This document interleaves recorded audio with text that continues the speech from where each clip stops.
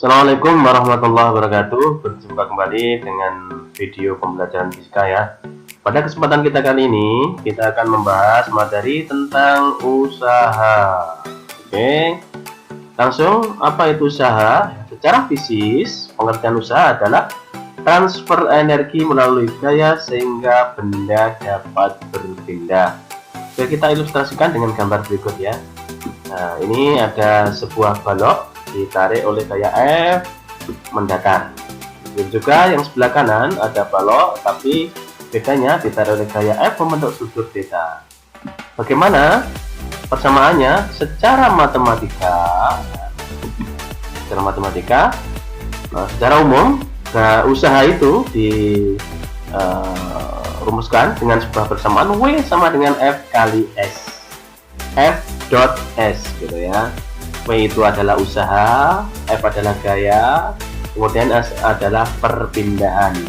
Jadi kalau ada benda ditarik oleh gaya F berpindah sejauh S, maka besarnya usaha adalah W sama dengan F dot S gitu.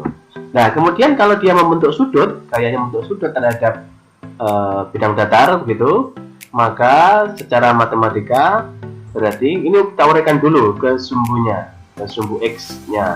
Karena benda berpindah sepanjang sumbu X misalkan, maka F-nya kita uraikan ke dalam sumbu X menjadi F cos theta ya. Secara umum ini F dot S karena dia membentuk sudut terhadap sumbu X, maka dan berpindah sepanjang sumbu X mendatar gitu, maka F-nya menjadi F cos theta. Maka berubah persamaan usahanya W sama dengan F kali S cos theta. Theta ini adalah sudut antara bidang datar dengan gaya F. Oke, seperti itu ya. Untuk selanjutnya, baiklah kita bahas, kita aplikasikan ke contoh soal ya. Kita ada contoh soal kita siapkan di sini. Oke, Indra, nah, ini ada contoh soal gitu ya. Indra mendorong sebuah meja dengan gaya uniform. Ini adalah di atas lantai mendatar sehingga meja berpindah sejauh 4 meter. Berarti S-nya 4 meter. Tentukan usaha yang dilakukan oleh Indra pada meja tersebut ya, maka F-nya 10, S-nya adalah 4, ditanya W adalah F dot S. F-nya kita ganti 10, S-nya kita ganti 4, maka usaha yang dilakukan Indra adalah 40 Joule. Oke, saya kira mudah ya. Oke, langsung kita ke contoh usaha dalam kehidupan sehari-hari ya. Contoh usaha dalam kehidupan sehari-hari. Oke, kita lihatkan di sini gambar ya. Gambar yaitu seorang badut ya yang mendorong sebuah tembok. Berapa usaha yang dilakukan oleh badut? Usaha yang dilakukan oleh badut ini mendorong tembok adalah 0. Kenapa? Mengapa demikian? Ya, karena tembok tidak berpindah. Artinya nanti S-nya sama dengan 0, otomatis W sama dengan F kali 0, berarti sama dengan 0. Maka usaha yang dilakukan oleh badut adalah 0. Oke, untuk berikutnya dalam contoh dalam kehidupan sehari-hari ini, ada seseorang menarik sebuah kotak ya, sebuah kotak untuk sudut theta. Ini ya. Ini kalau kita uraikan F-nya, karena dia membentuk sudut theta, maka kita uraikan ke dalam sumbu X itu adalah F cos theta. Kemudian pada sumbu Y adalah F sin theta. Nah, gitu ya. Jangan lupa ya. Ini sudah kita bahas di materi-materi sebelumnya ya. Maka gaya bekerja pada bola membentuk sudut theta terhadap arah perpindahannya. Maka besar usaha yang dilakukan oleh gaya tersebut karena ini kotak berpindah pada arah mendatar sumbu X, maka nanti usaha yang dilakukan hanya ini. W sama dengan Fs cos theta. Kenapa? Ya, karena yang berlaku hanya Fx saja. Karena benda bergerak pada arah sumbu X. Oke, tanya gini. Rumus tersebut memperlihatkan bahwa usaha yang dilakukan gaya tersebut sama dengan usaha yang dilakukan oleh komponen gaya yang searah dengan perpindahannya. Lihat ini, ya. Usaha yang dilakukan adalah komponen sesuai dengan komponen gaya yang searah dengan perpindahannya. Oke, seperti itu. Oke, untuk berikutnya adalah contoh usaha dalam kehidupan sehari-hari. Ini ada sebuah kotak, sebuah balok, kotak ya, kotak ditarik oleh gaya F, tetapi di sini lantainya licin, lantainya kasar ya, maaf, lantainya kasar. Berarti ada gaya gesek F. Pada balok tersebut bekerja gaya tarik F dan gaya gesek F kecil. Gaya gesek berlawanan dengan arah gaya tarik setelah benda berpindah sejauh S. Maka besar usaha yang dilakukan oleh kedua gaya tersebut, ini ya. Bagaimana usahanya? Maka usaha totalnya adalah usaha oleh F dan dikurangi usaha oleh gaya gesek. Gitu. Saya ulangi, gaya totalnya adalah gaya oleh F, itu ini dikurangi gaya oleh gaya gesek, itu. Nah, bagaimana persamaannya? Warnanya kita ganti aja. Untuk WF berarti F kali S, gitu, dan S. Untuk yang gaya gesek berarti yang ini pada F kali S, gitu. Nah, pertamanya seperti itu. Nah. Oke, contoh soal ya. Kita contoh soal. Perhatikan gambar di samping. Oke, kita ke contoh soal ya. Perhatikan gambar di samping. Jika besar gaya luar F 5 Newton, masanya adalah 1 kg dan koefisien gesek kinetisnya adalah 0,2, tentukanlah besar gaya normalnya, besar gaya geseknya, dan usaha total jika balok berpindah sejauh 5 meter. Gambarnya seperti ini ya. Ini ada kotak, ditaruh gaya F, sudutnya 37 derajat. Kemudian lantainya kasar sehingga ada gaya gesek. Ditanya gaya normal N, kemudian gaya gesek F-nya ini, kemudian usahanya. Oke, kita coba bahas satu persatu. Oke, kita pertama uraikan dulu gaya yang bekerja pada balok. Karena gaya bekerja membentuk sudut 37, maka uraikan dulu gayanya terhadap sumbu X, berarti F cos 37. Kemudian ke sumbu Y, F sin 37. Kemudian ada gaya F. Nah, begitu. Nah, ini berarti sudah lengkap ini ya. Ya. Ini jadi pada sumbu X adalah F cos 37, pada sumbu Y adalah F sin 37. Oke. Kita bahas satu persatu. Ya. Untuk menentukan gaya normal, untuk cari dulu ya, F sin 37 itu 5, F-nya kan 5. F-nya 5. Sin 37 adalah 0,6 sama dengan 3 Newton. F sin 37. Sin 37 0,6. Kemudian cos 37 0,8. Berarti 5 kali 0,8 sama dengan 4 untuk ini F cos 37 ya. Oke, berikutnya untuk menentukan gaya normalnya berarti ini ingat gaya normal berada pada sumbu Y. Nah, gaya normal berada pada sumbu Y ya. Ini berarti nanti yang ada ini N dan W. N dan W. Nah, kemudian ada juga F sin 37. Ada N, ada F sin 37 dan ada W. Karena ini arahnya berbeda, yang dua ini ke atas, yang satu ke bawah.